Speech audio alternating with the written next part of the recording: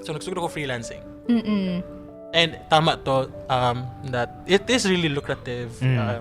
You started to work flexi and dali lang ang trabaho siguro tungod kay because of the experience. And Right. I had this conversation with my wife one day ba while she was driving. She was driving ako, di ko ka-drive. Shout out to Smee. Ako ang beautiful wife dyan ang nag-drive para sa ko. Wow. So, she was driving and I was like, babe, kanang murag nalagi empty, murag kulang lagi kung ginahimo karon kay sanay magud ko sa agency, sa office before when and I love engaging to people. I love talking to them, nagka-coach, nagka-help. Totoo yan. I'm always all over the place. And murag now that I'm working, na ako lang isa.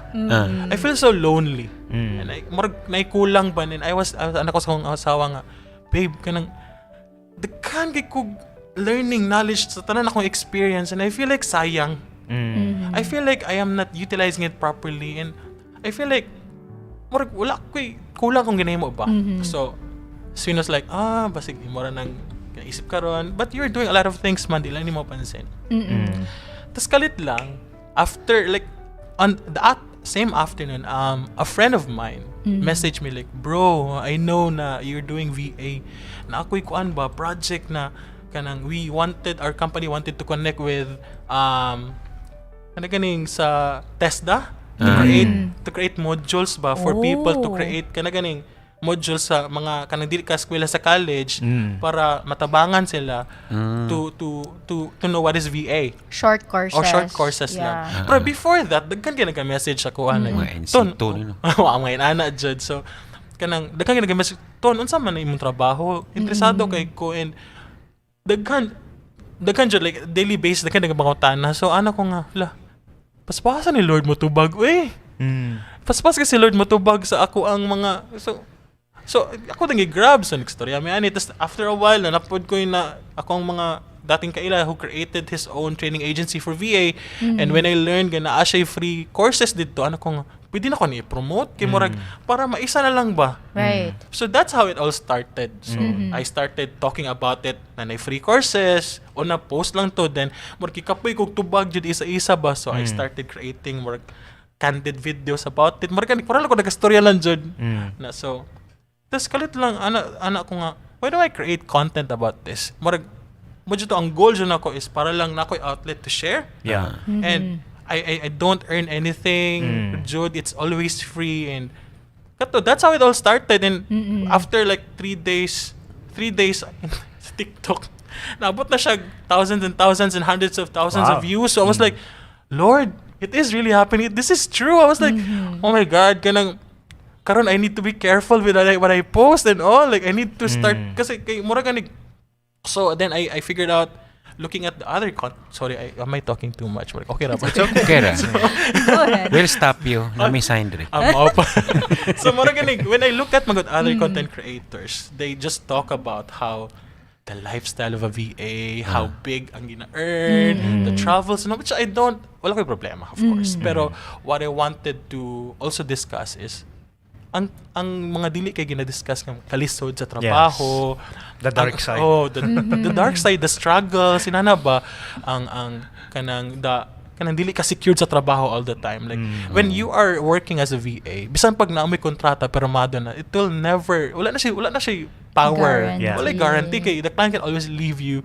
Di ka pwede mo kaso sa US sila inana and they can always tell you like di na ko may pagtrabaho sa imong kaadlaw or pwede ka dili bayaran sa imong trabaho. So there's no guarantee. So mura ganig samot ba mura ganig people need to know nga inani ang sitwasyon hindi lang 6 figures ang sweldo wala nila nakita nga to be able na mag 6 figure you have to work multiple clients, but before working with multiple clients you need to also first learn the skills. Kaya dili ka pwede nga moambak lang dito bisa pag people wanted to work, kailangan gini mo mahatag og hard mo time to learn all these things. And coming from my experience, dili sa yun to learn all these things because I have to go through failures. And now that I'm trying to share this information, mura ganig kanang I'm sharing a part of my life to everyone, and I'm just really hoping na nasa sila makuha good anything from what I'm trying to share. And nindot ba jud siya kaayo. It also affirms like people would thank me, people would like salamat kay aning information I thought sa'yo or like salamat finally na G Bisaya na nagastorya kay mo. Yes. Bisaya, I think kato jud ang pinakadako na point why people like resonates with me is because I try my best magbisaya. Kay naman pod ko yung mga mostly is in Filipino or English. So Yes. when they start nga nakadungog sila na nga Bisaya didto, naay gamay English. Parang mas bitaw no mas masabtan ako Makampante makampante sila. sila na ako pa sila gin-assure nga dili na siya pa English siya nga trabaho ha. It's really more of skills, it's really more of like dedication, resourcefulness kasi kani isa pod sa mga bagay na people don't understand and if you are working as a VA or inana abi nilag fix im ginahimo. It's not fixed at all. You'll be thrown with something new all the time. So mura gani kag Nothing is permanent. No? nothing dyan. Mura gani basig ingon ka mo na imong job description. Kalit lang ka nga unsa man. Dili mo kabaluan. Unsa man eh. Unsa man eh. Mura unsaon eh. So ako jud kay I always I have to admit lazy jud ko nga trabahante. I always find unsay sayon. Okay. Sa ganyan na level mo to. No, lazy din. Gusto ko ipadali lahat ng process. So I get frustrated pag di ko siya magawa agad. So when I'm given something na new and wala ko kabalum, sa lisura ani. Pero I think kanang one of the things siguro that akong ma-share kay kato ganing I was expected to pitch to a company in Manila and I have to like di siya virtual but it's part of the entire thing pa. I have to pitch for a company in Manila and then I actually kanang mag-present og kanang unsa ang mga marketing and sales and you know being from Mindanao marag na something different from how the competition ba so I felt that but it was discrimination. pero I would say that mas dako lang challenge for me marag kailangan ako mag extra effort pa so but it was a very good experience at the same time marag I was able to it humbles me down marag abot nako dit marag abot ko ito marag kanaganing hot kay ko balik hawd na kay ko abot ito like oy di ko na ka-hawd so sometimes ay mong heart maigo kuiton ka ni Lord marag oy di kay ka na ka-hawd so katong mo na mga lisod-lisod na mga putang sa pasahay. I think ang una jud siguro to learn is how to properly communicate and over communicate to avoid the client to check to unsay manahimo. So what I do before i-check po ko sa kliyente, I make sure that I always communicate. You know what, I'm doing this. This is what I intend to do today. Mo na mo expect me by the end of the day. Tapos while I'm working on it, you know what, I'm working on this right now. So unahan nimo always ang kliyente. That's so mura ganig i-overwhelm man ako siya update daan.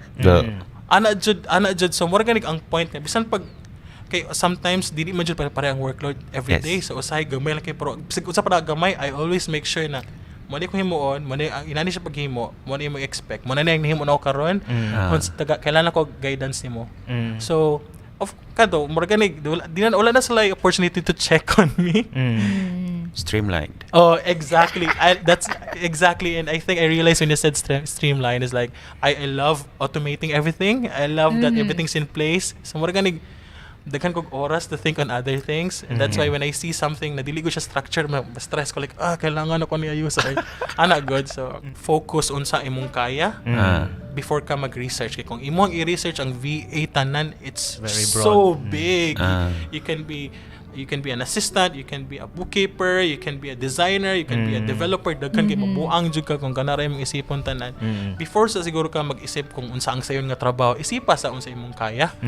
Kay kung magsika ko nahona nga kanang dali unsa may dakog sweldo diri unya na unya na jud na kay moabot na jud na kung abot ka sa point wherein kaya na mahimuon so you can do it faster so therefore you can ask for a better rate or you can have multiple clients so you can have more sound decision so start sa ka og again reflect research and then compare focus so that you know so pag istoryahon ka sa kliyente kay murag expert ka sa field may ka nga ako ang ginatrabaho akong mga kliyente I wanted life coaches so naka-research ka unsa ang mga values and missions sa life coaches so when you talk to them dili lagay ka mo connect you resonate with them so kasabot ning tawhana sa akong trabaho akong business so kato research learn skills kato